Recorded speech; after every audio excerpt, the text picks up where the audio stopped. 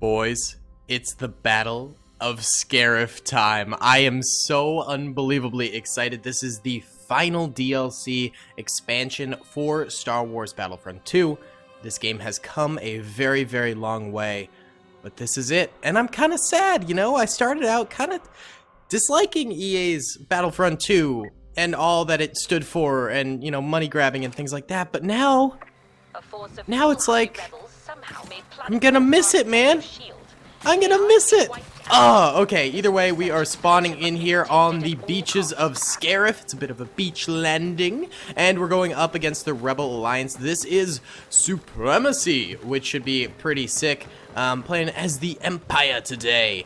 Now, I tried to get into online multiplayer Supremacy or even co-op. I spent about a half an hour trying to get into those game modes, but I could not get the Scarif map. It is just not possible to get the Scarif map in this game right now, and I don't understand why exactly. You know, the simplest thing that DICE could have done was make a Scarif multiplayer playlist, and all you can play is Scarif on it, and, you know, I would have been happy. That would have been it. That's all that was really needed, but no! They didn't do that, so I had to waste half an hour of my life trying to get into the Scarif map, only to just give up and do this instead, so that's what we're doing here, boys. Either way, we are on Expert AI difficulty, though, so, you know, maybe these guys will be even better than the people playing on multiplayer Star Wars Battlefront 2. It's honestly possible, because some people are just kind of lugheads in this game. Okay, hello, you're behind me now. Oh, hello. Hello there. Okay, whew. The jukes had to be taken out. I had to do it to them, boys. I had to take out the jukes. You know I don't like to do it, but when the going gets tough, you gotta juke 'em, nuke 'em. Okay, we're too far away. Even for our sniper, I couldn't even see their heads, so we need to sneak our way up here a little bit. Honestly, this map is really beautiful. They went for like a darker theme, though, than I'm usually used to seeing Scarif as, you know?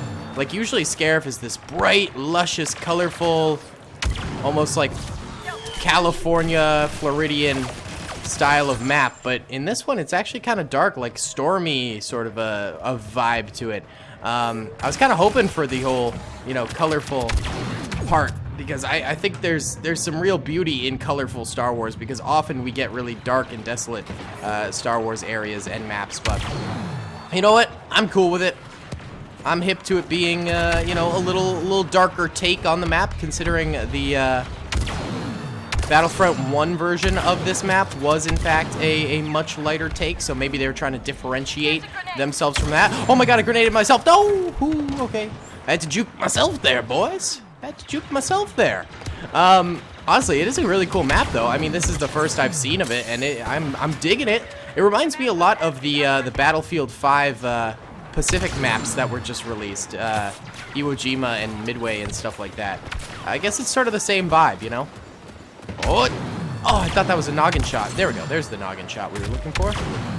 Ooh, just gonna peek. Just gonna peek. Just gonna peek and take out Chewbacca. Okay, that wasn't really Chewbacca, but you get my drift. You're vibing with me, dog. All right, let's cap this base here. Where are these guys? Oh, they're in the sky. They fly now? All right, we're on a spicy little 10-kill streak here. I mean, it is versus AI, but yeah, I'm proud. Whichever way, you know? Okay, there goes my 10-kill streak. The second I mention it, we lose it. Of course, that's what's always got to happen. All right, let's try Bosk out. Bosk is really fun. I like Bosk as a hero. He's pretty dope. Who is mine? Oh, by the way, actually, speaking of Battlefield 5, this kind of reminds me. Battlefield 5's final update is also coming out. The very last update for not only Battlefront 2, but also Battlefield 5. Both of these games are ending their online service model this year. I think Battlefield 5's final update is going to be this summer. So it's kind of actually surprising that DICE is ending both of their live service games in the same sort of time frame. I feel like they could have kept Battlefront 2 going for a little bit longer. They did, you know, just get all of this new content from the Clone Wars. They could have done like Mandalore or something like that, and that would have been sick. Even heck, an Axis would have been really dope. I feel like they're almost missing out on a top opportunity to capitalize off of that. You know? A little cooperation with Dave Filoni, or whatever his name is, the Clone Wars guy. You know, they could have dropped an Axis now or Mandalore now, and then you know, gotten a huge boost in player base through that, you know, sort of Clone Wars hype that they have. But you know what, Scarif is cool. It just seems a little odd to release Scarif as the final update when Rogue One came out in what, like 2015? I can't even remember when it came out, but something like that. So it's a little bizarre, but I mean, it's better than no update, you know what I'm saying?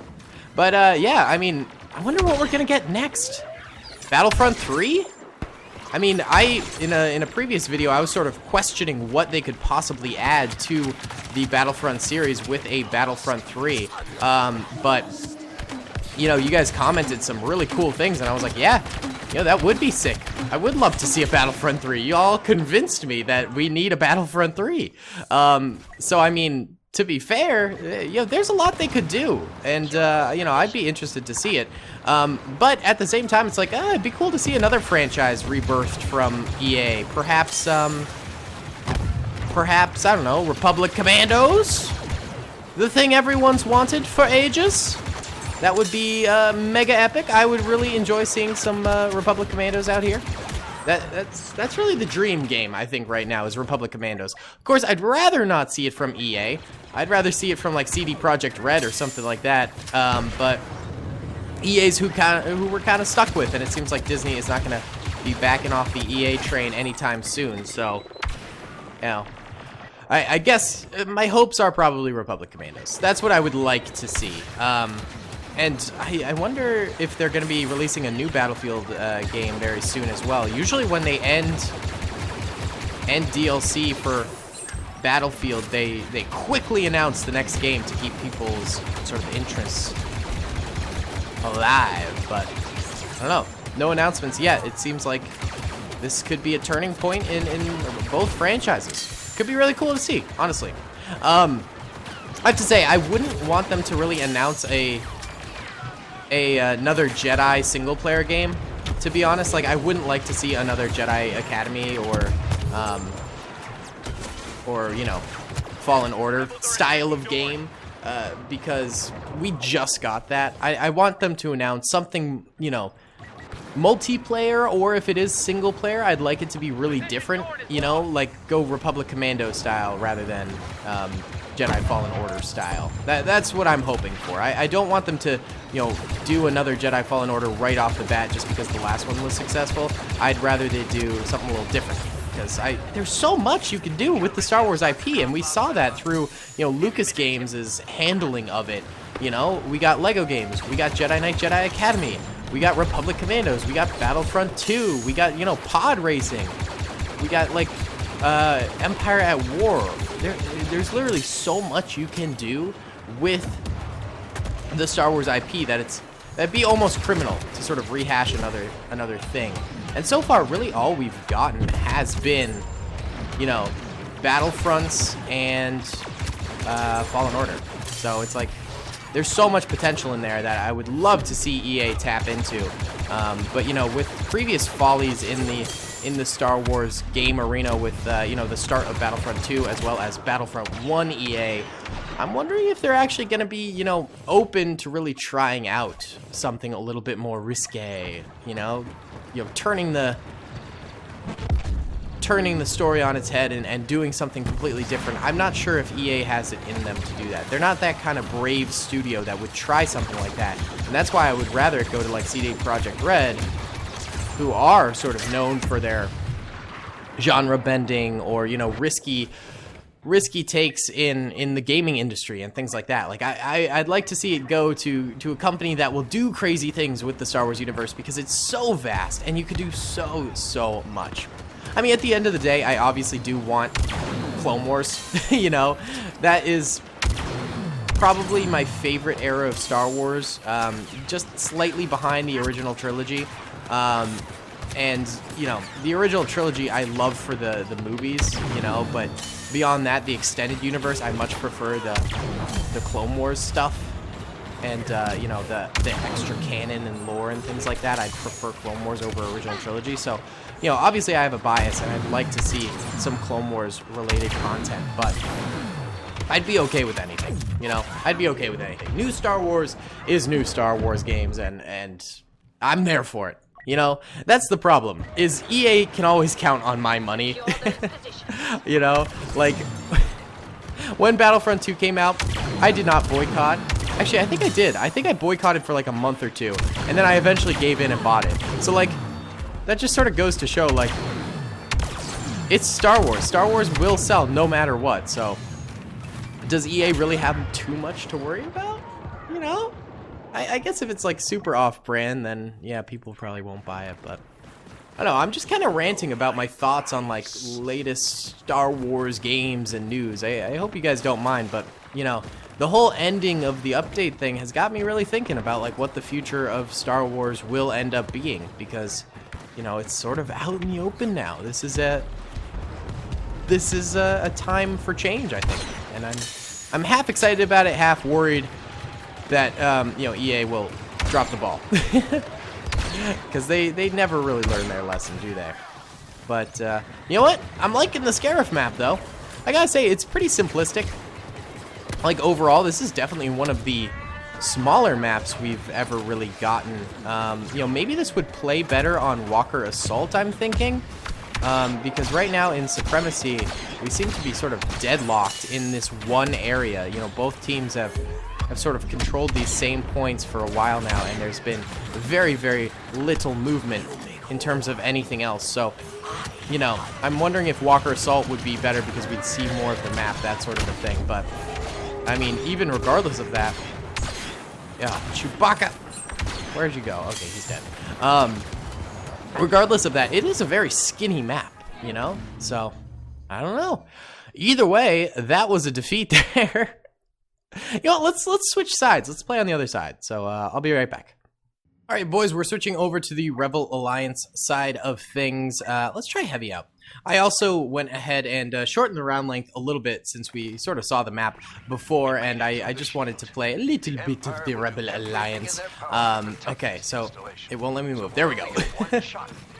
This is pretty cool. I love these ships, by the way. Those gunships that sort of hover overhead. I wish we saw more of those in Star Wars, those Rebel gunships. They're pretty cool, you know?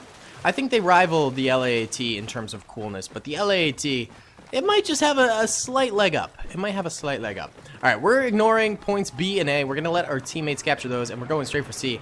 The enemy is already at C, though. Holy cow.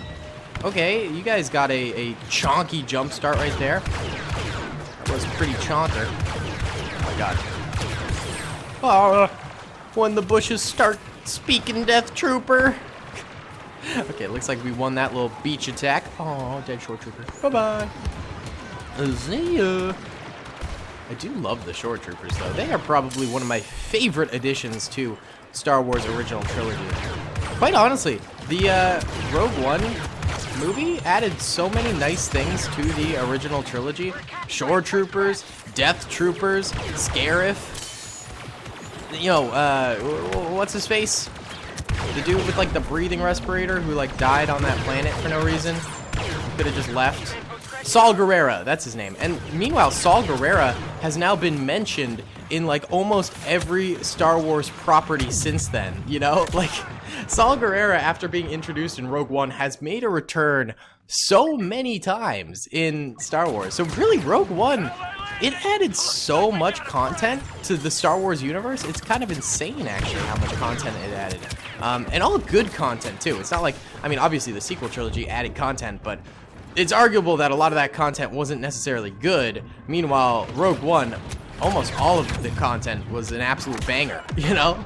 That content was a fire. So, I gotta say, might be one of the best additions to Star Wars that we've seen from Disney. It was also just a solid movie. I see a lot of people sort of ripping on it for, you know, the characters and like it being too dark and gloomy, and there's some other stuff like everyone dies in the end, so who cares, that kind of a thing. But in all honesty, I really like Rogue One. I think Rogue One is one of my favorite Star Wars movies overall. I think it's really good. And I don't think I'm alone in that. I think that's actually a pretty popular opinion. There are definitely some haters, but, you know, that's alright. There's this one YouTuber, his name's like Robot Head, I think. And I used to kind of like his analysis videos of the sequels because it pointed out a lot of flaws that, like, you know, I was sort of thinking myself and I was just reinforcing them. And, you know, it's an echo chamber, basically. And, you know, I do appreciate, I think, the sequels a little bit more than him. He just absolutely despises the sequels. But, you know, I liked him a little bit more than him, but I still am not the biggest fan. And I think a lot of people know that. However, he did a video on The Mandalorian, which was just so off base. Like, it was basically just hating on Disney just to hate on Disney, and it made me kind of lose a lot of respect for his previous content because, you know, I slowly realized he wasn't just like, you know, someone who was good at film analysis or anything like that. He was just kind of hating to hate and finding every single flaw, you know, because so many things in The Mandalorian that he were pointing out, I was like, who cares? This show is an absolute slapperoony, and you're just like grinding into it, man. So I gotta say, I lost a little bit of respect for him in that regard. But you know, I think that's a lot of people. When, you know, I think it's very fair to hate on the sequels. And certain ones, it does get a little bit unfair in certain regards. Like, I love Force Awakens, to be honest. The more I think about that movie, the more I just really love that movie. And I think it was a great start to the trilogy. I really don't like The Last Jedi, and I actually kind of liked The Rise of Skywalker, to be honest. I did like The Rise of Skywalker, which is also kind of an unpopular opinion. I thought that movie was going to be a bigger hit with people when I first saw it. I was like, hey, I think people will actually like this one, but apparently not so. So, you know, I don't know. I got weird opinions on Star Wars, I guess. I never really mesh with everyone. But I think that's kind of everyone's thing with Star Wars. No one has the same opinions on all the Star Wars movies. That's kind of the crazy thing about it. And that's what makes it such a versatile franchise. But, you know, I think you can really tell when people are just hating to hate when something actually good comes out from Disney, aka like The Mandalorian, or, you know, the Clone Wars Disney stuff, you know, Season 7. You know, when it's, like, universally loved and, you know, so many people enjoy it, it doesn't mean it's flawless. You know, there are many flaws to The Mandalorian, but overall, you know, it's very good. I mean, my favorite show in the whole world, Breaking Bad, has some flaws in it, although very few. You know, the least amount of flaws, I think, in any show ever. But, you know, the same can be said with, like, you know, Rogue One or Mandalorian or the Clone Wars. There are flaws in these shows, but, you know, when you can only find flaws in those shows when they are so universally loved, I think at that point you need to reevaluate whether or not you are simply just hating to hate. Because I think you know, I don't love going off of popular opinion, but I think there is something to be said when something is universally popular and you hate it. You know, and that's perfectly fine. You're welcome to your opinion, but you should, you know, reevaluate why you hate it. Think about why other people like it and things like that, you know, because you might just be hating to hate at that point. Either way, guys, rambling is over. We did get 2 defeats in a row. That expert AI is actually pretty challenging. I'm not going to lie. They're pretty good. Nice job with the AI dice. Either way, I think we're going to go ahead and end this here. Thank you so much for watching. I hope you enjoyed. Let me know if you want to see some more Star Wars Battlefront 2. I might be kickstarting those challenge videos again pretty soon because I kind of miss doing those, to be honest. And yeah, I might be streaming some of this on Twitch a little later in the day. So if you want to hop into a stream with me and play some Star Wars Battlefront 2, head on over to Twitch and we'll do it there. Either way, guys, thanks so much. Peace. I hope you guys enjoyed that video. Be sure to click that subscribe button for more content and hit the notification bell if you'd like to be alerted to whenever I live stream or upload. Thanks so much.